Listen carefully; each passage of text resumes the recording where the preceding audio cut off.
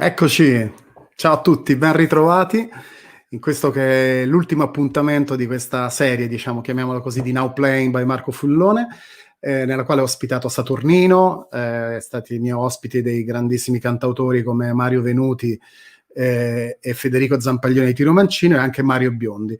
Però quest'oggi ho un altro grandissimo amico e soprattutto un grande professionista, una persona che stimo tantissimo, che conosco da tanti anni, siamo anche un po' colleghi, anche se lavoriamo per radio diverse, ed è non so come chiamarlo, perché è un DJ, personaggio televisivo, producer discografico, disc jockey, insomma, ce le racconterà un po' anche lui. Sto parlando di Ringo. Eccolo. Marco! Grande. Ciao. Grazie ancora. Come un po' colleghi. Beh, sì, noi siamo poi nella stessa famiglia, insomma, quindi Mangiamo insieme. vabbè, ma io sono un povero programmatore, tu sei un programmatori con la tua ma soprattutto il tuo gusto musicale. Ti ringrazio, questo lo sai che la stima è assolutamente reciproca. E allora, innanzitutto ti ringrazio, come ho fatto già anche con le persone, con gli altri artisti che ho intervistato nelle scorse settimane, a tutti ho chiesto una cosa che secondo me è molto importante: come hai vissuto tu il 2020, no? Con tutte queste drammatiche situazioni che abbiamo vissuto, sia da un punto di vista professionale, di radio, non so, delle tue attività che fai, per esempio come disc jockey nei concerti, presentatore eccetera, televisivo eccetera. Come hai vissuto quest'anno? Come è stato professionalmente? A livello personale, sai che ho perso un fratello, quindi ho avuto il cuore abbastanza ferito. E dal punto di vista professionale invece abbiamo perso tutti i festival, perché tutti i festival sono stati cancellati. Quest'anno noi come Virgin Radio, tu sai che avevamo dei nomi incredibili da far vedere, dai Foo Fighters ai Guns N' Roses, agli AC/DC, ai Pearl Jam, ai Pixies, ai Green Day, ai Weezer, tutto saltato. Paul McCartney che va a venire al Lucca Summer Festival. Quello vabbè, chiaramente ci ha portato dolore, ma non tanto, insomma, non da dire ok, il mondo è cattivo. Il dolore mi è venuto per le persone che purtroppo hanno dovuto subire scomparse, hanno lutti. Questo maledetto Covid è arrivato, non eravamo preparati, penso che nessuno poteva essere preparato. Certo. È arrivato come un fulmine a ciel sereno, ci ha colti un po' a sprovvista, ma adesso ci stiamo un po' rimettendo a posto. Certo che il mondo si è fermato. Oggi ero al telefono con colleghi radiofonici della musica con Los Angeles, con New York. Sai che tutti i giorni mi sento con Londra. Bene o male il tono, il discorso è uguale, è identico. Forse cambiano i numeri, ma è la stessa cosa. Mi sento con loro sulle piattaforme, andiamo in video call, ma anche lì tutto fermo. Insomma, hanno iniziato anche nel mondo con i vaccini, stessa situazione nostra. Certo non mi aspettavo, se tu mi avessi detto tempo fa, guarda che arriverà, ci crede una pandemia, il mondo così inerme e così vulnerabile, ti avrei detto Marco, ma che cosa dici? Hai visto i film? La fantascienza, certo. Ho capito. E quindi purtroppo la musica è una di quelle che ha subito chiaramente, ma tutto anche la filiera della musica. Tu sai quanti colleghi sono rimasti a piedi senza lavoro, come poi è successo nei ristoranti, nei bar. Adesso vedevo c'è una petizione online che mi è arrivata sul portatile di gente che non usa la macchina da 8-9 mesi, un anno, perché ha perso il lavoro, e dice non mi puoi far pagare l'assicurazione per intero. Effettivamente non ci avevo mai pensato, e chiede al governo di dire alle assicurazioni, ragazzi, io non uso la macchina da perlomeno al 50%. Non ci avevo pensato, ma è giusto, no? Certo, ma io lo sai che te l'ho detto anche in passato, che se me tu dovresti, uno, buttarti una volta in politica. Lo so che te l'hanno già chiesto, ma prima o poi lo farai, magari ti sarai anche eletto. E poi Scusa? Mi voti tu? Ovvio, certo. Se è nello stesso, se è una cosa nazionale, sicuramente. Senti, vabbè, ovviamente anche tutti gli altri artisti hanno raccontato un po' il loro anno funesto, diciamo così, poi chi ha approfittato del, diciamo così, chiusura in casa per scrivere canzoni, per esempio, visto che sono artisti, eccetera. Tu però hai sempre lavorato perché sei sempre andato in diretta in radio, quindi comunque com'è stato anche trasmettere da casa? Guarda, oggi, ci pensavo oggi, l'ho fatto, sono sempre andato in radio, non sono mai stato a casa. Ci pensavo oggi che la famosa Befana ormai è talmente non si festeggia più le feste, però c'è l'Epifania, e oggi c'era Milano vuota, ci ho messo 1 minuto in macchina ad arrivare in radio, c'era solo un mezzo bar aperto sotto la nostra radio per poter mangiare qualcosina, era tutto chiuso, c'erano solo le guardie, sai, i militari, no? Sì. E dicevo, mi è venuto un po' di fiacca, mi sono un po' abbattuto, però subito dopo l'allarme, i nostri recettori da buoni disc jockey dicono: no, Ringo, non puoi permetterti questo, tu stai entrando in radio e fra poco dovrai dare un servizio, energia, buona musica, buona chiacchiera, anche se noi a Virgin non chiacchieriamo molto, però ho fatto mente locale, mi sono fermato, ho preso un caffè, ho detto non posso andare in onda con questo animo così abbattuto, no? Hai fatto bene, quindi c'è un po' di l'ottimismo che poi trasmetti anche ai tuoi ascoltatori. Peraltro, guarda, leggendo già i messaggi che stanno arrivando, c'è già qualcuno che ha detto che ti voterà insieme, oltre al sottoscritto, quindi 2 voti l'hai già beccati. Perché non è bello fare politico in Italia. No, lo so, però insomma. Vedo Senti, allora... Mauro, Yves, ho letto un po' di nomi, saluto tutti quelli presenti su Facebook, su Twitch e YouTube, no? Sì, Giovanna, esatto, dal grazie. Mugello, il Vabbè, Mugello. ecco, a proposito dei Mugello, allora tu sei ovviamente anche, non solo la musica è la tua vita, insomma, eccetera, però anche i motori e lo sport sono degli elementi di grande importanza. Poi sulle donne ne parliamo dopo, ma questo abbinamento, insomma, un po' rock and roll, motori, eccetera, è una cosa che ti contraddistingue da sempre, insomma, ecco, come è nata un po' questo binomio? Fin da piccolo ho avuto motorini, moto, volevo correre, il mio sogno era correre in moto, ma non avevo i soldi e forse neanche il talento. Poi da grande, col lavoro, i soldi sono arrivati, ho cominciato a recuperare, a fare gare in moto, ho fatto 7 rally del Faraone, gara mondiale nel deserto, ho corso in pista con qualche gara di europeo superbike, ho fatto qualche gara anche, insomma, gare anche importanti all'epoca, ma mi sono tolto delle soddisfazioni, chiaramente sempre ultimo, Marco, non è che... Vabbè, però insomma... Già arrivare per me alla Rally dei Faraoni, per esempio, era importantissimo. E poi ti diverti anche a farle cioè una cosa che ti appassiona tantissimo.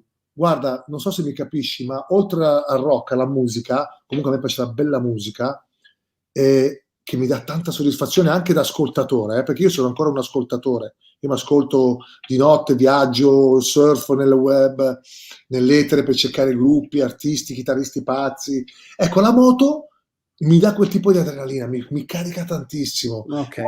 Sì, sto bene nel casco, quando impiego nei circuiti come Mugello, Monza, Imola. Poi ho la fortuna di passarci anche in quei circuiti anche con i festival. Quindi la vivo sul palco del festival e sulla pista correndo in moto. I motori sono rock and roll, eh? Certo. Peraltro io ogni tanto ci siamo anche visti, che ne so, tipo sotto i nostri uffici, la sede della radio, c'era un ristorante dove intanto andiamo a mangiare, soprattutto un giapponese, e ogni tanto beccavo Ringo con, non so, qualche pilota, calciatori famosi, Sì. insomma, cioè, adesso la lista potrebbe essere lunghissima. Ma perché mi chiamano, quando vengono a Milano mi chiamano, oh, vediamoci, io non posso muovermi, sono in radio, o venite voi qui, ci mangiamo, beviamo una cosa, allora ti capita Biaggi, ci capitava Iannone, ci capitava Troy Bayliss, australiano, italiano, Ben Bosch.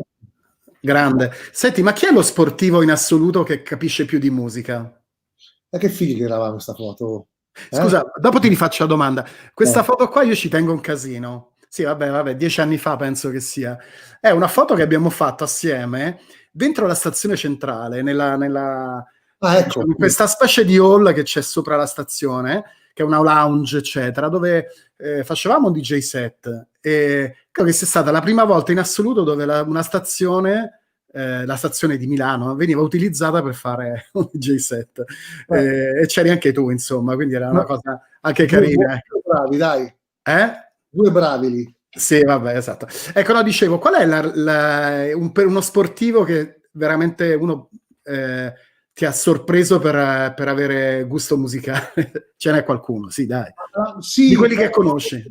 Loro mi chiedono la musica, all'epoca i CD prima le cassette, poi il CD e dopo mi chiedevano le chiavette. Le chiavette, no? Ok. E tu sai che i piloti, MotoGP, Superbike, comunque, prima di correre si fanno mezz'ora con le cuffie nel box seduti, non parlano con nessuno, e mi colpiva questo fatto musicale che loro sentivano la musica, sì, per caricarsi, ma chiudevano gli occhi, era una sorta di trance, no? Ok, quindi per rilassarsi.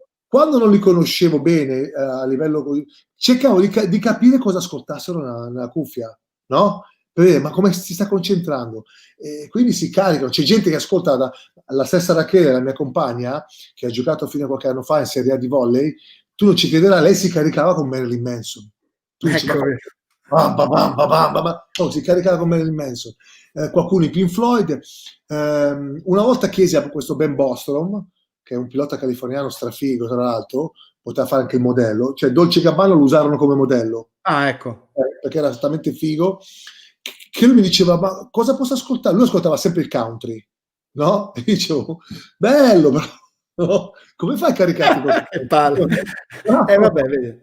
No, È come quelli che si rilassano ascoltando, che ne so, gli AC/DC piuttosto che gli chiesi, ma hai mai provato con la musica classica? Perché gli americani non è che la conoscono benissimo la classica.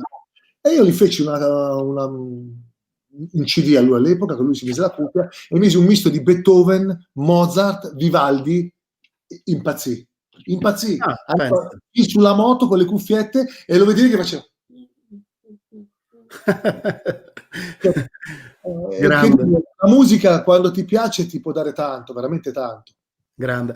Senti, allora, innanzitutto, siccome adesso vorrei anche, è chiaro che i tuoi ascoltatori conoscono molto bene i tuoi gusti perché ne parli sempre in radio e racconti chiaramente ogni giorno la musica e ovviamente anche le cose che ti appassionano.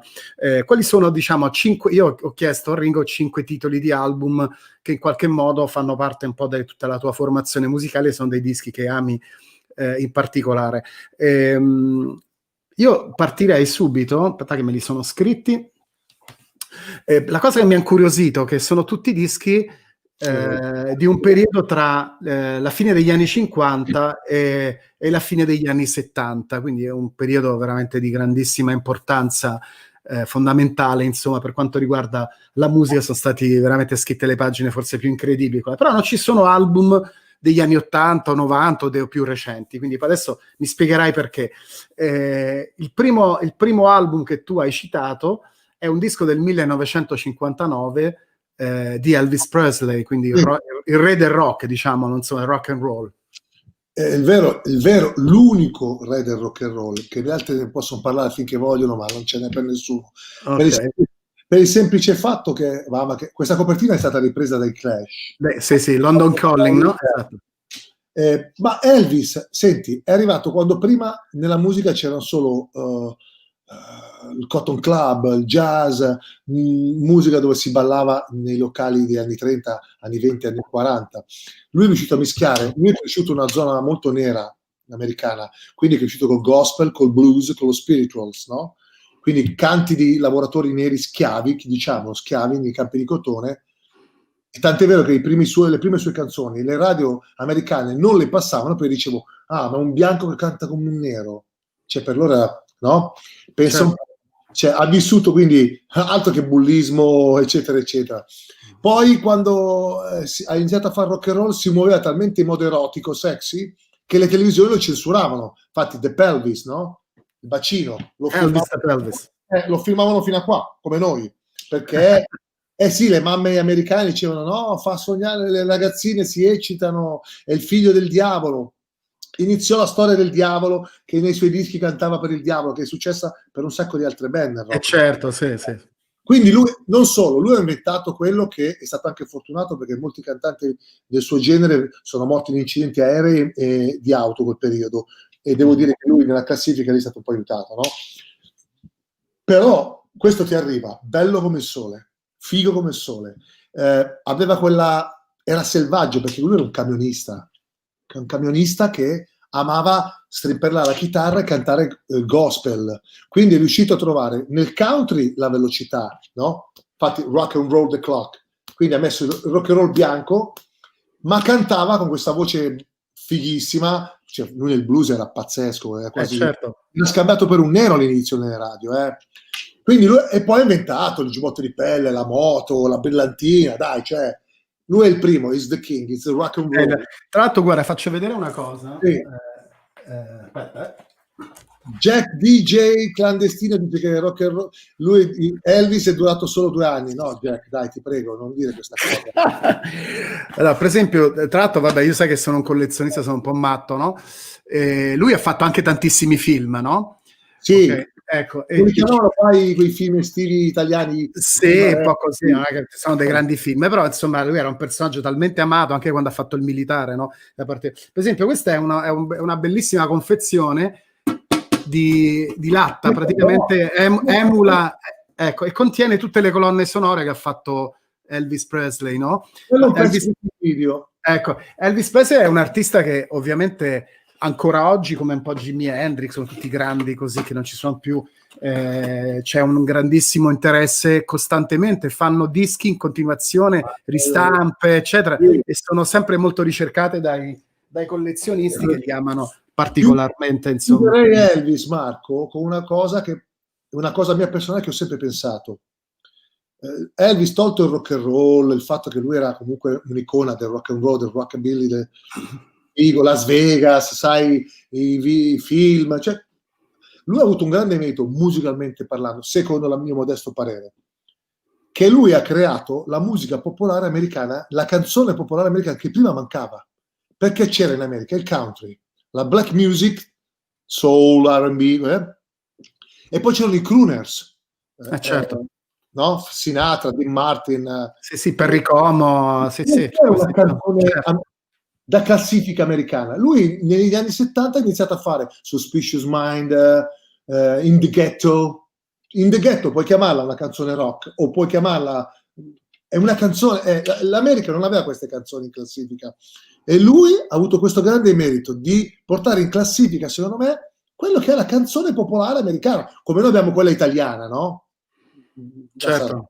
Questo è un grande merito che non c'entra nulla con rock and roll, secondo me. Ok. Beh, certo, lui poi è diventato un emblema, insomma, di tutto il mondo dello spettacolo, no? Questi suoi concerti incredibili a Las Vegas, no? Quindi ha lanciato un po' una moda che poi dopo è stata ripresa da tantissimi altri artisti della storia, insomma. E quindi mi è piaciuta e mi ha incuriosito questa cosa di Elvis Presley che hai scelto. No, ti do una dritta se vuoi adesso. Scusa?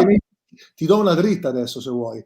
Dovevamo parlare delle Zeppelin, giusto? Sì, fra un po' sì, ci sono anche loro. Vuoi anticipare o vuoi aspettare dopo? Sei tu il conduttore, io sono un umile programmatore. L'altra sera non mi addormentavo, ho visto un'intervista dei Led Zeppelin, no? Dove Robert Plant diceva, gli hanno chiesto il momento rock and roll strano, bello, un momento da backstage. Lui fa, quando ci dicono a Los Angeles, a fine concerto, negli anni 70, guardate, può entrare un certo signor Elvis Presley nei vostri camerini? Non ci credo. Quindi per il culo. No, c'è Elvis fuori i camerini. Ma perché vuol conoscere noi? Fallo entrare. E entra Elvis Presley nei camerini delle Zeppelin. Perché la figlia, Priscilla, la bambina, amava i Led Zeppelin. Lui l'ha presa, l'ha messa in macchina, ma cantano stasera in città. Andiamo al Coliseum, e si è presentato. Ha detto che hanno chiuso il camerino, sono stati un'ora insieme. Peccato che non era, sai, 73, 74, non c'erano telecamere, non c'erano i social. Loro si sono chiusi, hanno suonato, hanno mangiato per un'ora in camerino, però non c'è un documento. Non ho capito. Cavolo, sono quelle cose che uno dice, vabbè, ce ne sono tanti di storie così, anche, che ne so, Prince con Miles Davis, insomma, sì, ci sono delle registrazioni, però insomma non c'è... Esatto, quindi ce ne sono tantissime. No, ti ringrazio per questa curiosità. Infatti, a proposito di Led Zeppelin, mi aveva anche un po' sorpreso il fatto che tu non hai citato nessun album dei Led Zeppelin in questa classifica. È ovvio che con 5 titoli non è che uno poteva, magari se ce ne fossero stati 10 sicuramente avresti scelto un album dei Led Zeppelin, giusto? Che me l'hai già citato. Ho il sesto e il settimo, adesso non me ne volete, ma ho in testa milioni di anni, milioni di album. Sesto, settimo album dei Led Zeppelin, c'è Kashmir dentro, che è la mia canzone preferita, delle Zeppelin in assoluto, 8 minuti e 15 secondi sul taglio di qualcosa di meraviglioso. Ciao Cagnotti, ciao Luca. Mamma, che bello, che disco. Questo è un cofanetto e tra l'altro tutti i dischi delle Zeppelin sono stati ripubblicati in questi box, ogni album all'interno ha un bellissimo libro fatto, faccio vedere, dove c'è sagomato il famoso dirigibile, no? Sì. Poi all'interno un palazzo a New York. Esatto, sì. Poi c'è dentro il vinile, questo qui ha tra l'altro una copertina che è passata alla storia, no? Perché c'ha anche, loro già col terzo disco e ha praticamente tutte le finestre fustellate dove c'è praticamente, puoi girarlo, eccetera. Insomma. No, per New York ho portato dei miei amici davanti a questo palazzo, ma febbraio scorso, non tanto tempo fa. E faccio, ferma il taxi. Eravamo in 3 su. Che c'è Ringo? No, voglio farmi una foto qua davanti. C'era quel palazzo lì. E allora c'era Ringo, ma perché ti piace questo palazzo? Dico, ignoranti. Allora ho fatto la foto dell'album e gliel'ho fatta vedere e anche loro hanno detto, no, voglio fare la foto anch'io, no? Ah, adesso la fate la foto.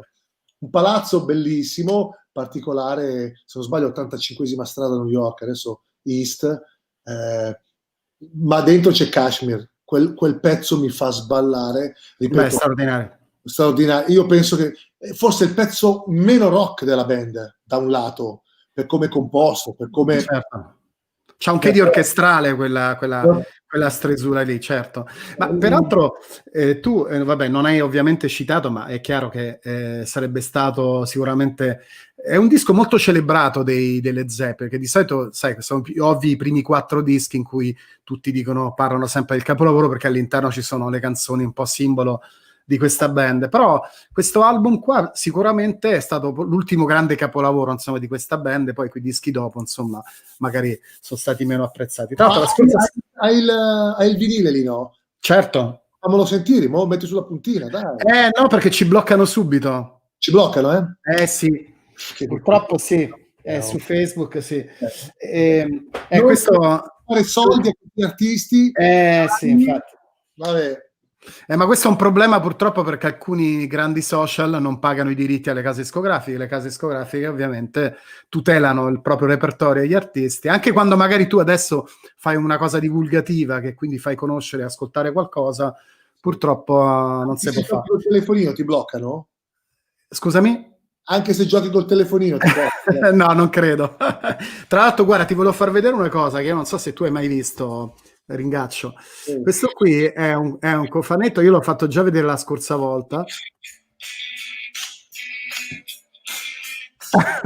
Grande.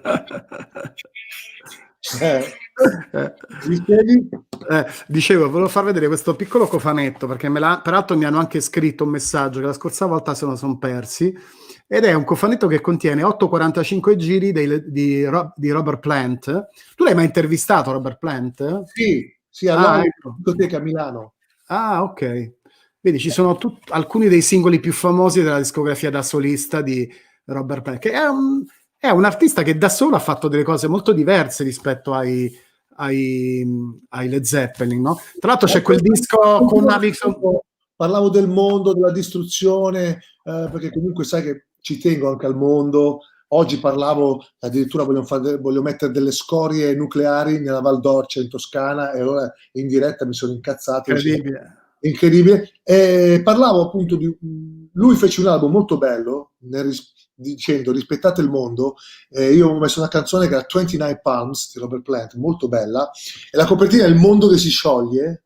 Ok, sì, me lo ricordo. Era un album che lui fece per il rispetto nei confronti della terra. Lui è un bravissimo artista, ma anche molto vicino a queste tematiche, no? Interessante, cioè è un uomo che si impegna a fare la sua parte per il mondo. Benissimo. Senti, poi vado un po' di corsa perché non voglio tenerti qui fino a mezzanotte. Allora, sì, vai, io il Milan gioca alle 8:45 stasera. No, vabbè. Allora, senti, tu hai scelto peraltro tra i vari dischi è il Revolver dei Beatles, no? Sì. Tra l'altro Revolver è anche il nome storico del tuo programma in radio, no? Che io ho scelto come nome del mio programma perché era il mio album preferito dei Beatles. La copertina fatta così con la penna quasi mi fa sballare. Beh, certo, è diventata storica. Peraltro tu sei uno che io, se non ti conoscessi, però pensando a Ringo, avrei pensato che eri più uno da Rolling Stones che da Beatles, no? Ho un Sai grande rispetto per i Rolling Stones. Immagino. Un grande rispetto, ma come posso dire io, sai, bisogna anche stare attenti a quello che si dice con le band, che poi la gente se la prende, no? Sì. Cioè, vi dico un aneddoto che forse molti non sanno. George Harrison, un giorno del 64-65, del 62-63, quindi già anche loro giovani, ma già Beatles, già cominciavano ad esplodere, va alla Decca, che li aveva rifiutati all'epoca, la casa discografica, e dice: vi ho portato dei ragazzi miei amici qua, giovani ma fighi loro, ma avevo già voi, Beatles, no, ma sono diversi loro, come si chiamano? Rolling Stones. Li portò George Harrison alla Decca, perché impazziva per loro, anche John Lennon impazziva per loro. Chiaro che sono diversi, come vedere una moto da corsa e confronto lo stesso motore messo su una moto invece da enduro, è lo stesso motore ma sono usati in modo diverso, no? Loro usavano la musica in modo diverso, e poi i Rolling Stone non sono mai stati, da un punto di vista, io quello che ho ammirato, di cui mi sono innamorato dei Beatles, è la parte innovativa, cioè i Rolling Stone invece, dei grandi sperimentatori, certo. i Rolling Stone non hanno mai fatto questo, più portati al rock and roll, più crudo, no? Certo. Più verso il blues, però voglio dire, ripeto. Però mi fa piacere che i Beatles sono stati citati. Io ho fatto anch'io tantissime interviste agli artisti e rimangono tutt'oggi ancora forse la band in assoluto che ispira e continua a ispirare generazioni e generazioni di artisti di tutti i tipi, insomma. Quindi è difficile sentire un gruppo che dici guarda sembrano Rolling Stone, ce ne sono pochi. È più facile sentire nelle varie decadi del rock. È pieno, no? I Beatles a centinaia. Certo. No? Certo. Ci sarà un motivo. Esatto. Sai che una cosa che però mi ha fatto ragionare su un elemento che secondo me è molto importante. Ieri sera ho guardato il documentario dedicato ai Bee Gees, che non so se tu l'hai visto, adesso c'è uscito in streaming. Però io è una band un gruppo che ho sempre apprezzato. Esatto. E devo dire che, a parte non so, ripercorrendo tutta la loro carriera, questo è un documentario che è un film e dura quasi 2 ore, è molto bello e anche toccante in alcuni momenti, perché purtroppo, come sapete, 3 dei Bee Gees sono morti purtroppo, no? È un po' una storia tipo quella dei Ramones che dopo racconteremo, ed è una band che ha scritto, non so, tipo 30 canzoni che sono arrivate al numero 1 nel mondo. 20 numeri 1 in Inghilterra, che non è la febbre del sabato sera, normale, cioè. Esatto, però la cosa fichissima che mi è piaciuta tra l'altro in questo documentario, in cui hanno intervistato gente diversissima, da Justin Timberlake a Nick Jonas, ma tra questi c'è anche Liam Gallagher, che a un certo punto ha detto una cosa, secondo me finalmente qualcuno del mondo rock che ha parlato dei Bee Gees in maniera diversa. Lui ha detto che negli anni 60 il suono dei Bee Gees era molto simile a quello dei Beatles. Era una band che faceva delle canzoni con delle straordinarie melodie, quindi era un po' un misto tra le sonorità che c'erano, che ne so, dei Beach Boys, che erano bravi nelle armonie vocali, e i Beatles che avevano queste chitarre, questa cosa un po' di questo beat che andava un po' negli anni 60. E quindi Liam Gallagher ha in qualche modo sdoganato, diciamo così, anche le canzoni soprattutto dei primi Bee Gees, dicendo che sono delle melodie pazzesche e che erano bravissimi anche vocalmente, che quindi anche loro hanno aperto un po' una strada a tantissime altre formazioni negli stessi anni. Hanno fatto un tributo ai Bee Gees, ai Beatles, si sono vestiti da Sgt. Pepper's Lonely Hearts Club Band, hanno cantato, hanno fatto un sacco di cover dei Beatles. Sì. Sai che li ho intervistati i Bee Gees? A Sanremo 15-20 anni fa, quando era 105. Sì, sono andato a prendere all'aeroporto di Albenga, per 105 fece un'intervista molto, molto bella. Io ero abbastanza emozionato perché gli altri forse non si rendevano conto di chi aveva messo davanti. Io sì, avevo delle leggende davanti. Sì. Ma poi l'enormità della popolarità di una band che ha fatto tantissimi, ha venduto, non so, milioni di dischi, cioè solo La febbre del sabato sera credo che abbia venduto, non so, tipo solo negli Stati Uniti 30-40 milioni di copie, quindi insomma stiamo parlando veramente di cifre. Per carità, grande musica quel periodo. Certo. Però loro erano delle canzoni perfette. Ripeto, hanno reso omaggio ai Beatles. Tornando a Revolver, dicevo, sai perché ti dicevo, Revolver a cavallo, tra quelli che erano i Beatles col caschetto, ragazzini, no? Fighi, sì. E la sperimentazione, lì iniziavano a sperimentare. Io sfido chiunque, c'è una canzone, Tomorrow Never Knows, col sitar.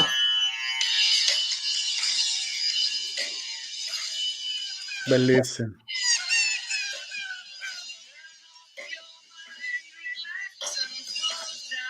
Relax and Flow Cat. Sì, ragazzi, stiamo parlando dell'agosto del 66, c'era ancora la Beatlemania, erano ancora tutti col caschetto, ballavano ancora tutti così, e questi ti tiravano fuori la sperimentazione. C'è l'ultimo pezzo in questo album tutti ascoltavano questa, no? Vabbè, certo. Chiaro. Cioè, l'album ha venduto per questa, l'album ha venduto magari per Yellow Submarine, no? Chiaro. Però l'ultimo pezzo, Tomorrow Never Knows, è il pezzo che mi ha fatto innamorare di quell'album. Sì, perché è quello psichedelico, poi comincia a aprire questa fase pazzesca di...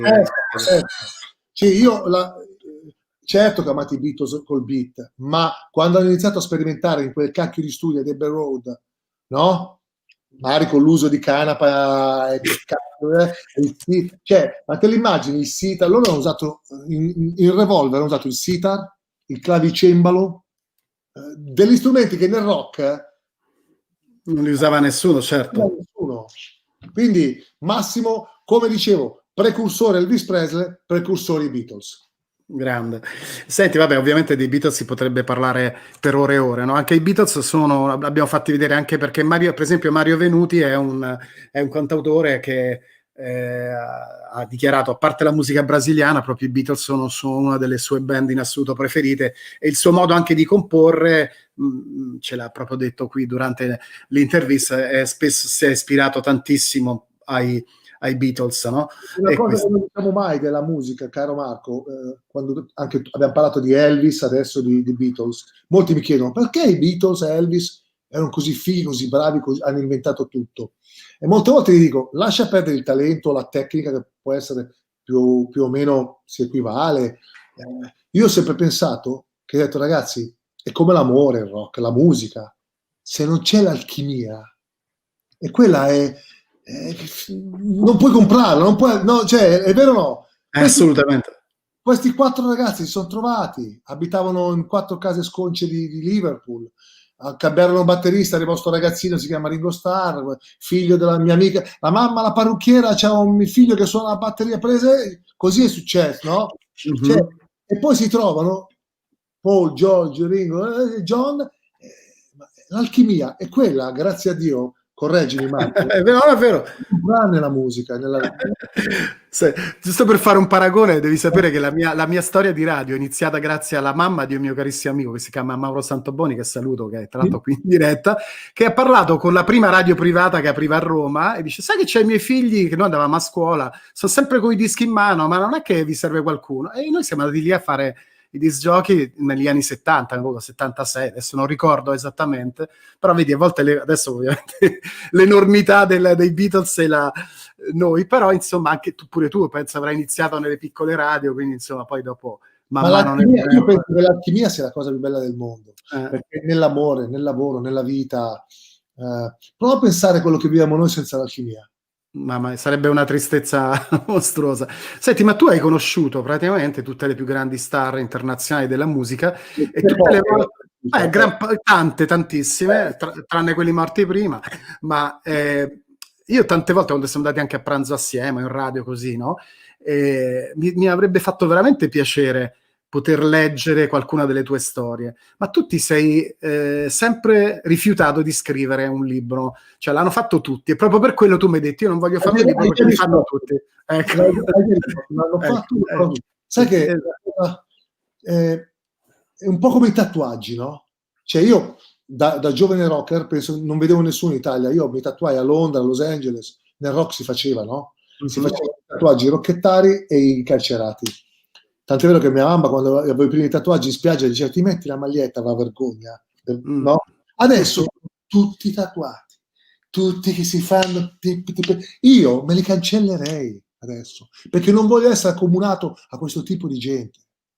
Non voglio essere accomunato a questi coglioni che ci sono su Instagram, sui social, cioè che non hanno un cazzo da dire, si tatuano di tutto, e io me li toglierei. E il fatto che non voglio fare un libro o avrei dei racconti molto belli da fare è perché vedo ogni giorno. A Natale stavo facendo dei regali, mi sono soffermato in un negozio, non faccio il nome, della grande catena, e guardavo i libri, no? Certo.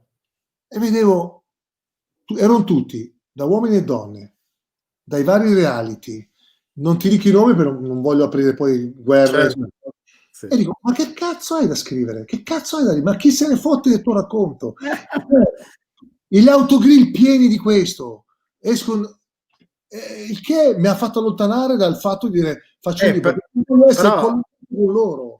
Però sai che cos'è, Ringo? Io credo, no, capisco quello che vuoi dire, è uno sfogo che già conoscevo, perché è una posizione che già avevi espresso ampiamente nelle nostre conversazioni. Però tu hai dalla tua una storia con artisti che veramente hai intervistato, che fanno parte delle leggende anche della musica, e quindi sono anche stralci di interviste, quindi non si tratta di scrivere un libro su Ringo. Un libro tecnico potrebbe essere. Io questo dico, perché poi tu, per esempio... Marco, interessa in Italia i libri tecnici, qui vogliono sapere i gossip, vogliono sapere... Certo, però un po' di... È chiaro che, per esempio, tu ogni tanto mi raccontavi degli aneddoti, perché Ringo è vero che è famoso adesso perché è un uomo del rock and roll, ma Ringo ha iniziato con la disco music, con il rock, il punk. Quando lavoravi all'Hollywood a Milano, di che anni parliamo, scusami? L'Hollywood abbiamo aperto nell'86, io arrivo da Los Angeles, ho fatto fino all'86, 85 e mezzo abitavo a Los Angeles. Poi feci dei danni a Los Angeles, dovete scappare da Los Angeles per far calmare le acque. E venni qui in Italia ad incontrare i miei vecchi amici Giorgio Baldaccini, Roberto Galli, che saluto, ci incontrammo, ho detto, facciamo un locale, metto la musica che mettevo a Los Angeles, portai il rock che non si usava in Italia nelle discoteche, e certo. portai una nuova musica che era chiamata rap. Portai dei dischi tipo Beastie Boys, questa cosa che arrivava. Mi ricordo la prima volta che ho messo i Beastie Boys, per esempio all'Hollywood, si è svuotata la pista. Perché non erano abituati i milanesi, insomma. E no, poi portai anche, non so, Public Enemy, certo. Ice-T. Poi non so, io intanto mi divertivo, fermavo tutto e mettevo Stevie Wonder. Grande. A me piaceva, io sono stato un po' così, stoppavo il disco e andavi con ok. Sì, mi viene in mente una canzone di notte, non so, una volta mi viene in mente appunto, parlavo di sfortuna di sfiga con un'americana in regia e mi dice sei superstizioso perché metti questo, e misi very superstition di Stevie, ok, te la metto così, e piaceva questo di lavorare un po', perché per me il rock non è stato solo il suono, Marco, ma anche un'attitudine. Certo, è quello. E io stoppare un disco, mi sono rotto i coglioni, metto Stevie Wonder, very superstition, poi non so, mettevo Ike e Tina Turner, Not Push City Limits, no? Subito dopo la gente impazziva. Ma perché quello era la cosa che secondo me oggi manca assolutamente nei club, nei locali, nelle discoteche, che tu entri e senti lo stesso suono tutta la sera, praticamente il tump tump tump. Io sono uno che ama moltissimo la house, però mi piace la house suonata, non so, che abbia delle melodie, qualche cosa, e invece a volte senti solo della musica che è molto piatta. Quindi in quegli anni lì si ballavano canzoni anche, perché Cook c'ha tutti i grandi artisti, produttori, c'è lo stesso David Bowie che dopo citeremo tra i tuoi album, si ballava in discoteca, insomma, no? Oppure peraltro, ecco, esatto, tornando al libro, so che tu hai conosciuto un sacco di gente, da Grace Jones ad altri, che venivano come clienti, no? All'Hollywood, che era una... Grace Jones era fatta come un cavallo. Sì. Simpatica, Grace Jones è un personaggio che tu vorresti rivedere per uscire a farti un sushi, sai, sì, perché era molto simpatica. Me la presentò Elio Fiorucci me la presentò. Vedi.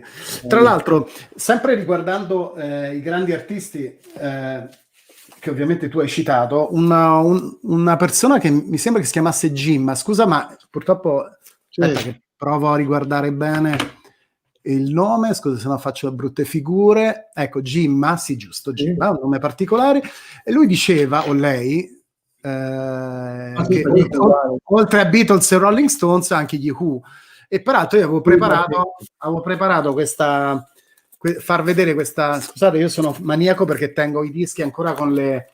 Bravo. Questo è il cofanetto di Quadrofenia. Io devo dire che un furto, mi sa, vabbè. Ecco, che è un bellissimo cofanetto che contiene questa Super Deluxe Edition, un bellissimo libro fotografico. Che bello, mamma mia. Questa è un'opera d'arte che hai lì. Sì, è tutta la storia praticamente di questo album pazzesco. Anche qui ci sono delle case che ricordano un po' anche quelle... Tu hai parlato di Liverpool, no? Quello, io se non sbaglio quello è Brighton. Sì, esatto, infatti qui poi vabbè, racconta anche il film, no? Ovviamente Jim si chiama Gian Maria, l'abbiamo scoperto. Ah, scusami, ecco, esatto. Senti, sì, siamo nel 65, in pieno Beatlemania, ci sono anche i giovani Rolling Stones fuori. Ok. Però i Rolling Stones, secondo me, sono diciamo la schiuma arrivata verso gli anni 70, no? Sì. Cose egregie negli anni 70, ci sono degli album 70 dei Rolling Stones. Gli U invece nel 65 fanno quest'album, c'era questo movimento a Londra. Beh, tutto nasceva dalla working class londinese, perché insomma gli anni 60 inglesi c'è la sofferenza, c'è la povertà, cioè chi abitava in Scozia e in Inghilterra in quegli anni si faceva la fame, e la working class produceva dei movimenti pazzeschi. C'erano i mods, no? I mods con i loro parkas verdi, le loro lambrette e tutte le ragazze cotonate che avevano uno stile fantastico, no? Mods da modern, quindi certo, molto più stilosi dei rockers che erano più rozzi con le molle. Peraltro nel film c'è un cameo di Sting, no? Tra l'altro. Nel film Quadrofenia, perché c'è il film, poi c'è il musical anche, sì. C'è l'album degli U, c'è il musical a distanza di anni. Nel film Sting è il capo dei Mods, strafigo, che balla figo, ha i vestiti più belli, e Jim, che è il personaggio importante, chiave del film, faccio un po', spoiler un po', dai, concedilo. L'abbiamo visto col mito di Sting perché ha le donne più belle, i vestiti più belli, è un figo, e quindi rincorre il sogno di dire anch'io voglio diventare figo come lui. A un certo punto Jim sta girando la città e vede Sting per strada, lo segue e vede che fa il facchino nel film e gli si distrugge il sogno. Io non vi dico tutto il film perché però fa vedere, no? Comunque i Moz, le feste dei Moz a Londra, io le ho frequentate perché io da giovane abitavo a Londra, ho fatto il punk a Londra, di nascosto andavo a delle feste di alcuni Moz, bellissime, loro mettevano tutta Motown, tutta Black Soul, Mr. Beat, quindi DJ Moz erano molto fighi, erano molto da Monte Carlo, ti avevi visto bene a te come Moz? Dice, vabbè, mannaggia, peccato. Senti, bellissime queste storie. Senti, io continuo la lista perché dobbiamo arrivare a 5, abbiamo parlato solo di 2 e in effetti poi abbiamo un po' divagato nelle varie storie. Esatto, io adesso passerei, andrei proprio in ordine di data, diciamo, di pubblicazione, e tu hai anche citato 2 album che sono i 2 dischi, tra i dischi diciamo più importanti e fondamentali nella storia del rock nel versante punk, cioè i Ramones e i Sex Pistols, ok? Ramones, allora io quando andavo a Londra da ragazzino per studiare, ma non studiavo, facevo tutt'altro, facevo il punk. Che bello, Road to Ruin è un album meraviglioso, 78. Beh, il punk è nato in America. Il punk è nato in America per merito forse di gente come Iggy Pop, gli Stooges, che già nel 73-74 facevano un suono arcigno, graffiante. Poi a New York c'erano dei locali, dei bar dove facevano suonare questi giovani, quindi venivano fuori con il giubbotto di pelle. Allora il look dei punk, come quello dei Ramones, è il jeans rotto, la scarpa da tennis da 4 soldi e il giubbottino di pelle perché non si consumava mai, durava tanto, quindi con pochi soldi dovevano vestirsi, no?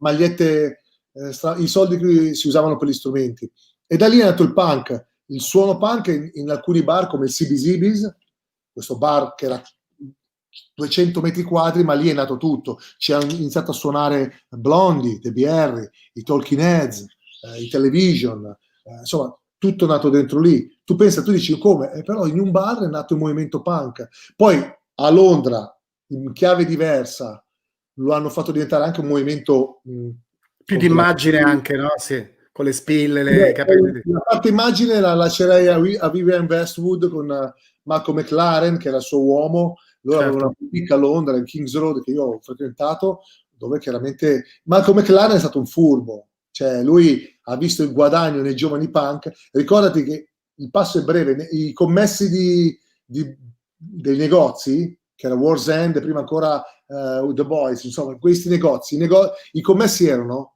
Johnny Rotten e Sid Vicious. La grande truffa del rock and roll, poi alla fine. E poi hanno fatto i Sex Pistols, sono fuori con un album incredibile, Nevermind the Bollocks, ma uno ne hanno fatto, Marco, uno che è passato la storia, ci mancherebbe. Certo. Per il Ramones è un amore diverso. Io arrivavo dagli anni 70, ascoltavo il glam, gli Sweet, Mark Bolan, T-Rex, Gary Glitter, che poi è finito in disgrazia per motivi criminali. Mi ricordo mio padre entrava in stanza e mi beccava i dischi, il vinile, e diceva: chi sono questi cappelloni che ascolti? Questi sì, diceva, questi qua saranno drogati, no? Capirai, in quegli anni. Il glam. Poi 76 arrivò il punk, io andai a Londra per studiare, mi feci la cresta, il movimento lo sentivo nel sangue, rimasi colpito. Però i Ramones incredibili perché ho sempre detto che loro hanno preso i Beach Boys, il surf, l'hanno portato a 300 all'ora, no? Che dischi, che band. Cosa sta tirando fuori? Stavo tirando fuori questo, che è una bellissima, vabbè, ovviamente è il primo album dei Ramones, che è considerato un disco fondamentale nella storia della musica rock, no? È una bellissima edizione dove ci sono, credo che ce l'abbia anche tu, se non, forse ce l'abbia anche tu, esatto, con anche il vinile. A me piacciono tantissimo queste edizioni perché sono dischi rimasterizzati, rimessi in vendita con quel disco ho dei ricordi pazzeschi. Io avevo un Lesa a casa, ti ricordi il Lesa? Come no, ce l'ho avuto anch'io, certo. Chi è che non l'ha avuto? È come il stereorama del Reader's Digest, no? Ecco. Avevo il Lesa che mettevo 5-6 dischi dei Ramones, perché non c'avevo ancora i soldi per gli album, compravo i 45 giri e facevo la pigna, e poi sai che tac a scalare andavano, no? Poi duravano 2 minuti di canzone, quindi ci mettevi niente. Mi fai ricordare la mia vecchia stanza da ragazzino, i sogni di diventare qualcuno nella musica, il rock and roll che mi dava carica, perché comunque era una Milano anni 70, brigate rosse, violenza, terrorismo, era una Milano grigia, no? Un'Italia grigia da un lato. E io evadevo con la musica, no? Certo. Ascoltando la musica, chiaro, ho iniziato da ragazzino a rubare i dischi a mio padre e mio zio, ma loro ascoltavano altro, loro ascoltavano i Platters. Vabbè, un'altra generazione probabilmente. Peraltro Gaetano mi chiede: Ringo, quanto punk c'è nel tuo essere rock, da 0 a 10? Beh, 12. No, allora, molti più punk non è solo un suono. L'errore. Io non sono qua per dare nessuna lezione a nessuno, una chiacchiera con un amico, con un collega. Certo. Però l'errore che fanno molti è di pensare che punk, metal, qualsiasi parola per la musica, no? È fatta per essere così. No, non deve essere così, perché lo dice. Punk vuol dire anche come parli, come ti vesti, come ti muovi, come agisci. Un'azione al giorno può farti punk, come un'azione al giorno può farti diventare stronzo. Cioè, è vero. Era un modo, era anche un... Io l'ho vissuto soprattutto in Inghilterra alla fine degli anni 70, le primissime volte che andavo a Londra, e mi ricordo la prima volta che andai in banca, appena arrivato a Londra, lì nella zona di Piccadilly Circus, vado lì con i voucher, ti ricordi che c'erano questi voucher che si cambiavano, no? Andavi lì, entro dentro la banca e mi trovo una tipa con una cresta arancione, una spilla messa qua grande così, col giubbotto di pelle, che stava allo sportello ed era la bancaria del momento, che è una cosa che in Italia sarebbe stata impossibile, no? Ancora adesso, ancora adesso, certo. Io c'è il primo poliziotto che mi fermò a Londra nel 78, un Bobby mi fermò. Sì. Cosa state facendo? Noi facevamo un po' gli scemi per strada, ci tiravamo i pezzi di hamburger, fish and chips. Insomma, il poliziotto mi fermò e la cosa che mi colpì non è tanto che il poliziotto mi fermò, è che aveva tutte le braccia tatuate. Cioè un poliziotto negli anni lì, sì. E dicevo, ma è un poliziotto vero? Chiedevo tra me, no? O mi sta prendendo per il culo. Perché per me era inconcepibile vedere un poliziotto nel 78 tatuato, certo. o con la spilla qua. Questa è la cosa bella nei paesi anglosassoni, la libertà di espressione, la libertà di poter vivere, girare come uno vuole e certo. di non essere giudicato per l'apparenza, no? Uh-huh. Immagini adesso se uno va a chiedere lavoro in quella banca con la cresta in Italia, se glielo danno? Non penso. Che bello. Senti, tu hai il cane rock and roll, lo vogliamo far vedere Iggy? Iggy! Racco, mi fa un favore, mi passi? Devo chiedere aiuto alla mia fidanzata perché se lo perché chiamano, tanto è una superstar di Instagram oltretutto, è un cane troppo divertente. Perché lui, se c'è Rachele, ascolta Rachele, non ascolta me. Sì. Guarda il cuginetto, Gustavo. Ciao. Iggy è troppo divertente. Tra l'altro è un cane che ama stare con le ragazze, tutto suo papà. Gli dà le coccole, gli dà i biscotti. Cioè, lui con i maschi, anzi, quando i maschi si avvicinano alle sue colleghe, lui si incazza. Però, per esempio, visto che con te, con Alex... No, con me andava d'accordo. Sì. Ha un bel rapporto con voi, no? Assolutamente. Senti, andiamo di corsa perché siamo già parecchio che stiamo assieme e non voglio trattenerti troppo. Senti, allora, a parte questo angolo di Ramones, peraltro il primo disco dei Ramones in quella bellissima edizione, poi sono andato a riguardare un po' di informazioni, mi ha fatto ridere pensare che la fotografa che aveva fatto questa fotografia, che è diventata un po' un'icona, no? Nel tempo, una delle foto più famose della storia del rock, no? Un po' come quella di Elvis Presley, dei Clash, no? Eccetera, con questo muro dietro che è stata poi imitata da tantissimi altri artisti, fu pagata $120 per fare... L'album che fecero il primo, tipo $2000. Sì, ci hanno speso 4 soldi e poi è diventato uno dei dischi più famosi, insomma, della storia del rock. Vabbè. E poi di loro, ti dico una cosa, loro hanno fatto un sacco di album, ma non sono mai andati quasi in classifica. Cioè, loro sono famosi per i concerti live. Sì, ne hanno fatti 2000, mi sembra 2260. Sì, ma è una cifra è incredibile pensare a una band che diventa icona. Tra l'altro, quella dei Ramones è la maglietta più venduta al mondo.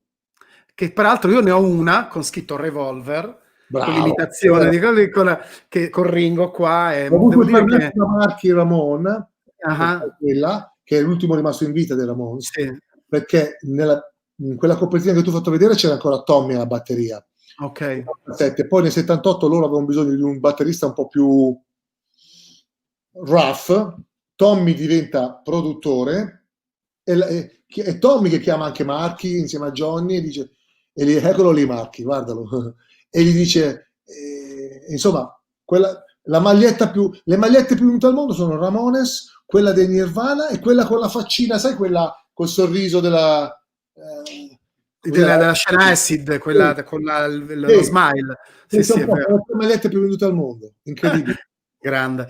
Senti, poi chiudiamo diciamo la cinquina di questi album pazzeschi. Tu parli di un disco che secondo me è uno dei dischi più belli della storia della musica, di un artista che è il Sommo, che purtroppo ci ha lasciato troppo presto, ed è un altro artista che ovviamente ha ispirato e continua a ispirare tantissimi artisti di oggi, ed è David Bowie con il suo album Heroes.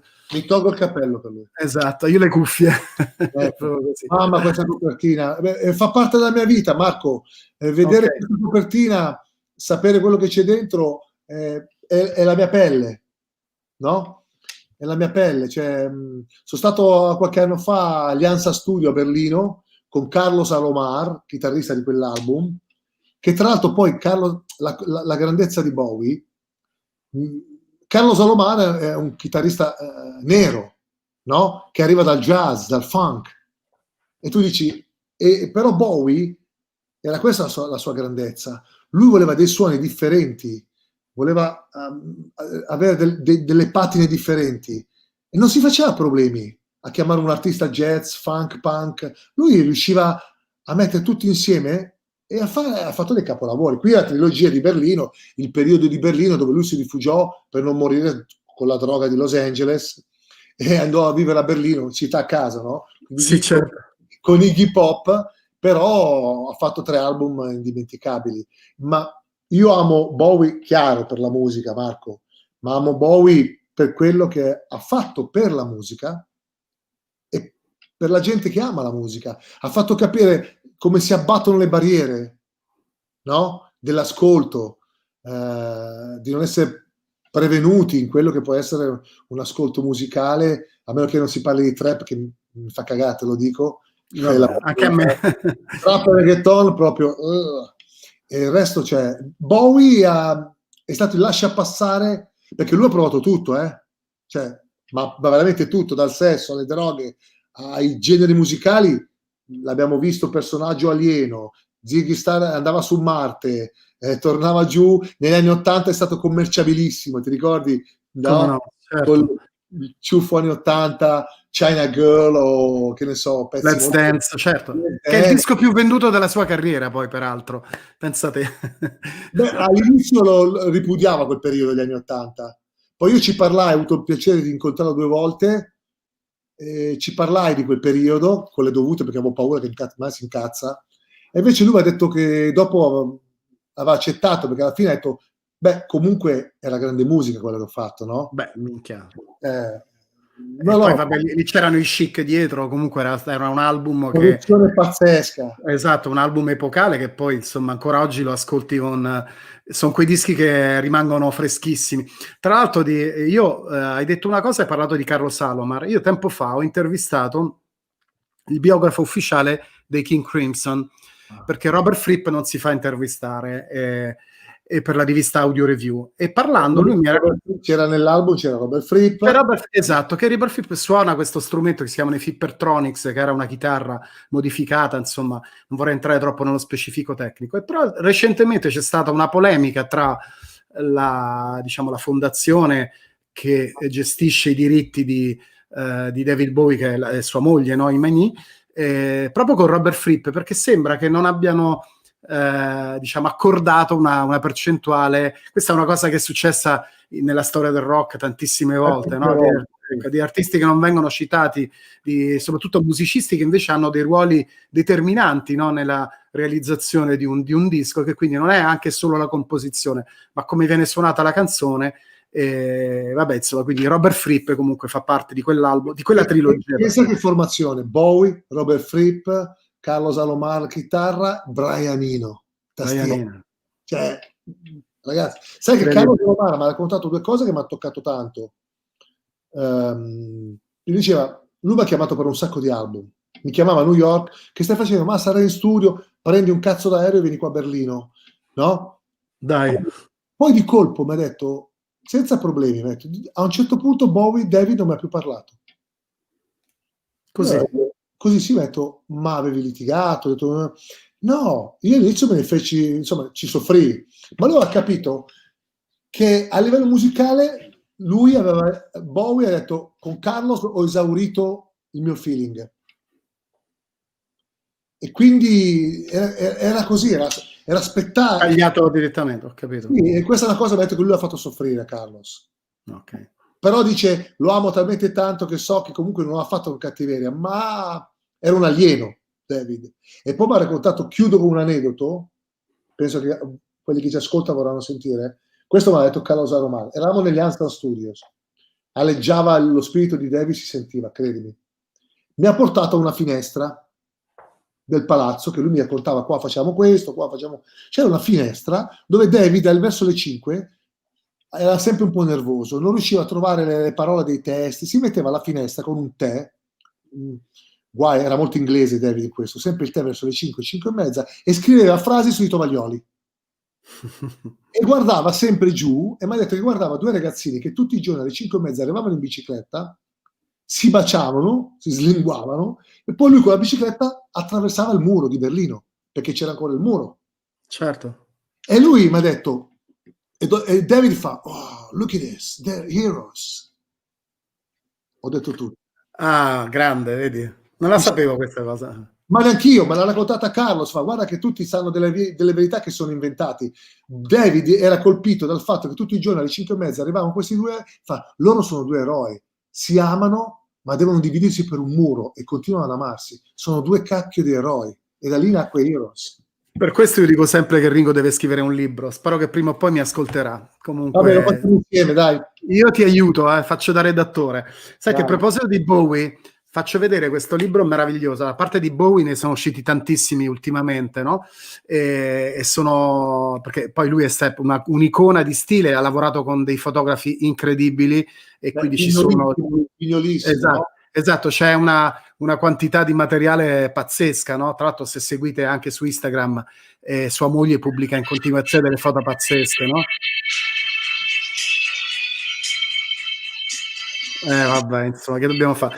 Però questo libro qua si chiama Album by Album ed è pazzesco perché appunto è la storia di tutti i dischi di David Bowie con tutte le foto fatte in quel periodo, quindi proprio dagli esordi fino alle ultimi album, e ci sono praticamente delle foto pazzesche, alcune veramente questa qua. mai viste prima, no? Quindi per ogni album ci sono delle storie e di foto veramente pubblicate poche volte, no? Meraviglioso.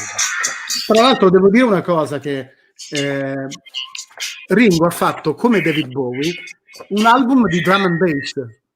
Sì. Molti non lo sanno, ma Ringo ha fatto anche un... È finito male, ma perché è stato gestito male, ma era molto avanti all'epoca. Sai chi era il mio discografico? Rudy Zerbi. Sì, perché era la Columbia all'epoca, no? Era un giorno Rudy Zerbi, sì. Io ho avuto, non rimpiango nulla, Marco, nella mia vita, certo. Però quando mi sono messo a fare dei lavori artistici a volte, non mi sono reso conto, che tanto ho avuto Cerizza, non mi sono reso conto che ero troppo avanti. Ma non prenderlo come no, certo. strafottenza, perché può essere anche un difetto, non capire, ero troppo avanti per le cose, no? Fare la drum and bass in Italia con le chitarre punk, effettivamente, a pensarci, poi magari hanno fatto i prodigi che, no? Cioè, certo.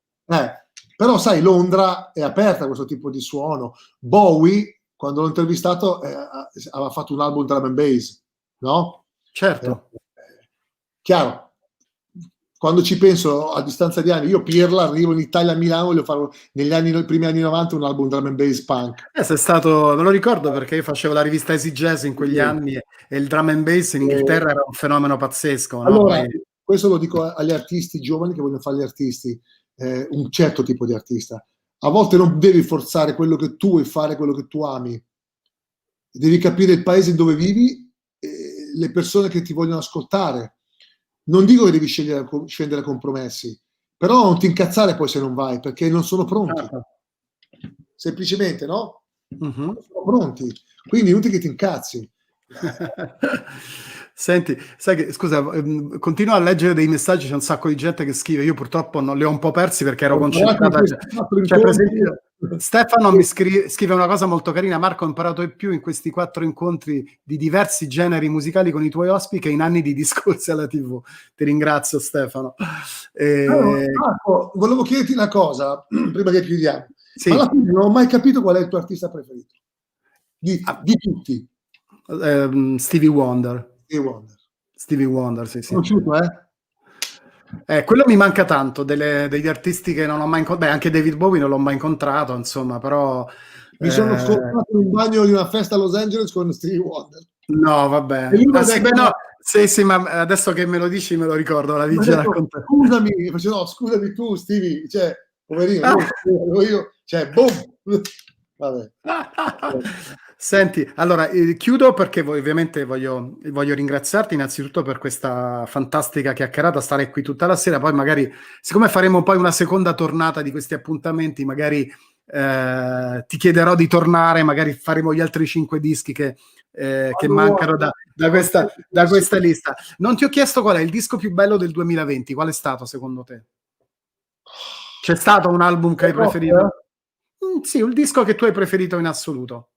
Ma ti dico, sono banale, perché li hanno attaccati in tanti, gli AC/DC con Power Up. Li hanno Ok, attaccati dicendo i vecchioni, finiti, hanno perso dei componenti che sono morti, e io invece quello che hanno fatto gli AC/DC con Power Up, che sono usciti alla loro età, come fanno i Rolling Stone d'altronde, non che sono certo. uccelli, come fanno a tirar fuori tanta energia sotto forma di rock, è incredibile. Io l'ho Molta trovato gente, molto divertente. ma è un bellissimo disco, quindi lo prendo come esempio per il 2020. Power Up, Ok, anche noi dobbiamo essere Power Up. Ti ho messo via un Power Up. regalo per te, te lo do quando vieni in radio. Grande, grande. Senti, ovviamente tutti questi aneddoti Ringo li racconta tutti i giorni a Virgin Radio, lo ricordiamo, insomma, è un programma ormai storico che si chiama Revolver. Di tutti gli artisti che hai intervistato, ce n'è uno che ti è rimasto qua perché dici non sono riuscito mai a incontrarlo. Magari la regia ci fa vedere degli artisti che hai Ma io intervistato in ho questi anni. avuto la fortuna di parlare, intervistare David, e abbiamo nominato, ma ha offerto anche un tè. E David mi ha dato una grande soddisfazione come, Mm. scusa la gola, come persona, che è Slash. Quando l'ho incontrato dopo pochi mesi dall'intervista a Sanremo, lui venne a Sanremo, ti ricordi, per Sì, l'album? come no, certo. C'è Little Wonder. Little Wonder. Lui camminava con 10 bodyguard nel backstage di Sanremo per entrare. Io ero appoggiato a un muro, lui ferma tutti, fa, hey, sposta le guardie, fa, hey Ringo, how are you? No, vabbè. Mi ha ucciso. Cioè, si ricordava il mio nome, vabbè, non è difficile ricordarsi, però mi ha dato una soddisfazione. Cioè, io ero lì che me ne fregava un cazzo a me di Sanremo, ero lì per Bowie, per altre cose, e lui che ferma le bodyguard e mi saluta. Tu sai cosa voglio dire, no? Certo.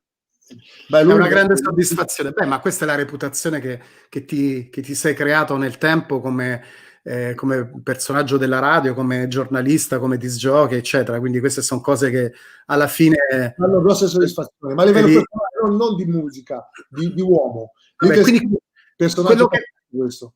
quello che non hai intervistato, che avresti voluto intervistare, Vabbè, che ti Elvis, manca. come ti ho detto, avrei pagato oro per fare una chiacchiera con lui. Ho incontrato Paul McCartney una volta, ho intervistato Ringo Starr a Lucca 3 anni fa, e mi sarebbe piaciuto incontrare John Lennon. John Lennon è un personaggio, perché avrei fatto un'intervista diversa, non solo di musica, avrei parlato di tante cose con lui. Ok.